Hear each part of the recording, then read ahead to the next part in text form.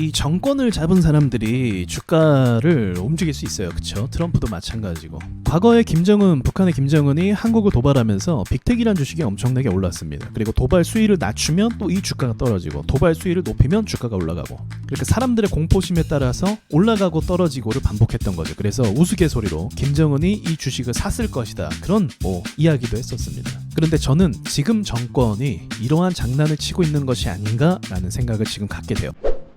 제가 오늘 하고 싶은 이야기는 이거죠. 대주주 기준을 말하는 거예요. 지금 50억으로 유지되고 있는 걸 10억으로 줄이겠다라고 해서 시장이 난리가 났습니다. 자, 해당 소식이 들리고 나서 코스피가 이례적으로 최근 들어서 큰 폭으로 하락을 했습니다. 그리고 다시 기준을 유지할 것 같아서 증시가 반등을 했었죠. 기술적인 반등일 수도 있겠지만 어쨌든, 그런데 이렇게 떨어진 것에 대해서 증시에는 영향이 없다라고 말을 했어요. 그런데 아니죠. 분명히 영향을 받았고, 이때 미국 주식이라든지 일본 증시라든지 별 문제가 없었습니다. 그리고 나서 어제 또 쐐기를 박았죠. 어제도 증시 초반 분위기 나쁘지 않았어요. 이렇게 급등하는 걸 볼 수 있습니다. 일본 증시도 급등했고 미국 선물 지수도 올라갔고. 그런데 11시쯤에 보도가 나오게 됩니다. 기사가 나오게 돼요. 어떤 내용이냐면 이런 기사였습니다. 대주주 기준 현행 유지한다. 대통령실과 입장이 다르다. 그러니까 무슨 말이냐, 50억으로 유지가 된다라고 보통 사람들이 그렇게 이제 결론이 날 것 같다라고 생각을 했는데, 대통령실은 그렇게 생각한 적 없다라고 언론 보도를 반박하는 입장을 내비치게 됩니다. 그래서 이 시간 이후로 증시가 하락하게 됐어요.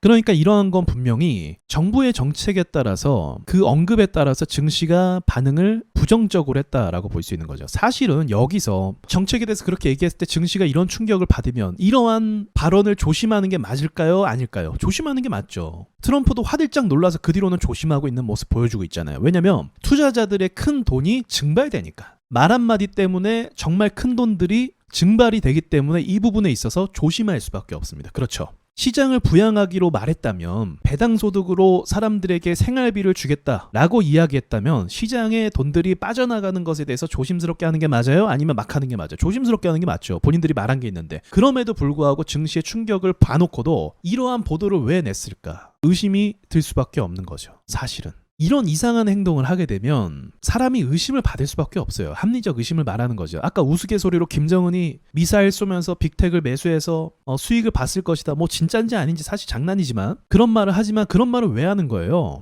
누군가의 말 한마디로 증시가 오르락 내리락 할 수 있다면 그로 인한 수익을 보는 사람이 분명히 존재할 거 아니에요. 트럼프도 마찬가지 아니에요. 트럼프도 가상자산을 밀어주면서 가족들이 가상자산에 관련된 사업을 시작했잖아요. 엄청난 돈을 쓸어 담고 있잖아요, 실제로. 그쵸? 이 정치라는 게 이러한 영향력이 있다는 거예요. 얼마 전에도 어떤 사람이, 정치인이 주식 안 한다고 해놓고 차명 계좌로 주식 거래하는 거 걸리지 않았습니까? 아니, 주식 투자가 불법은 아니잖아요. 근데 뭐가 문제예요? 정보를 듣고 먼저 사는 게 문제인 거죠. 그러니까 지금도 합리적인 의심이 들 수밖에 없는 거죠. 이렇게 증시가 하락했어요. 그리고 말 바꿔서 다시 현행을 유지한다고 해요. 50억을 유지하는 거죠. 그럼 시장이 반기면서 다시 올라갈 수도 있겠죠. 그럼 부정적인 말을 계속 쏟아냈다가 본인들은 매수한다고 치면, 그리고 나서 말 바꿔서 다시 50억으로 얘기해서 올라가면 누가 이득 보는 겁니까? 그쵸? 제가 좀 오버하는 걸 수도 있고 좀 그냥 의심하는 걸 수도 있지만, 실제로 증시가 그렇게 움직일 수도 있는 거죠. 정치인들이 왜 그렇게 지금 밀당 같은 걸 하냐면, 결국 예를 들어서 50억으로 유지한다라고 이제 결론을 냈다 칠게요. 그러면 사람들이 분노했던 그런 내용들이 다 지워지게 됩니다. 사실은 다 잊어버려요. 그러니까 예를 들면 우리 얼마 전에 금투세 얘기 나올 때 엄청나게 분노했잖아요, 사람들이. 근데 금투세를 유예하니까 어떻게 됐어요? 사람들의 분노가 다 사라지게 됐어요.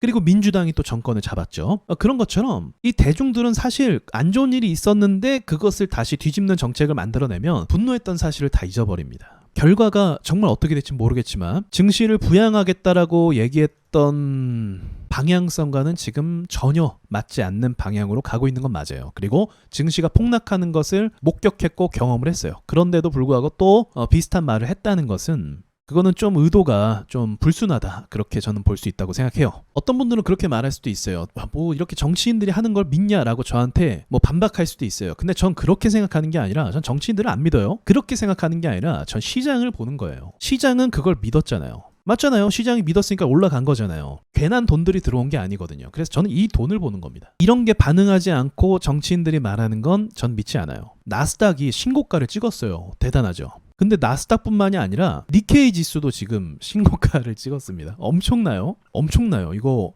각도 보세요. 와. 그런데 우리나라도 만약에 문제가 없었다면 지금 시장 따라 올라갔을 거라고 봐요. 차트들도 만들어놨고. 그래서 문제가 없었다면 우리나라도 여기 뚫고 신고가 갔을 거라고 봅니다. 흐름상 맞잖아요. 그쵸? 아니 미국도 신고가 갔고 일본도 갔는데 우리나라 못 갈 이유 없잖아요. 분위기가 비슷하니까. 참고로 일본 같은 경우도 증시가 저렇게 올라갈 수 있는 건 여러 요인이 있지만 일본 기업들의 매출 선방도 있지만 주주들의 권리를 확대해 줬습니다. 그러니까 지금 우리랑 비슷한 거예요. 올라간 이유가. 그러니 조금 더 지켜볼 사안이긴 한데 오늘 시장이 사실 그렇게 좋진 않았어요. 결국 이번 달 안에 이 결론이 나올 것 같거든요. 우리가 이건 예상할 수 없죠. 그래 정치적인 부분이니까. 그래서 계속적인 뉴스가 어떤 방향으로 나오는지를 체크를 해야 될 수밖에 없을 것 같아요. 세력 입장에선 좋겠네요. 개미 털기 뭐 안 해도 자동으로 털려 나가고 있잖아요. 어떤 분들은 제가 댓글을 보니까 국장에 대해 신뢰를 못 하겠다 이렇게 말씀하시면서 그냥 나가겠다라고 하신 분도 꽤 많았어요. 그러니까 이건 확실히 정상적인 상황은 아니다라고 볼 수 있는 거죠.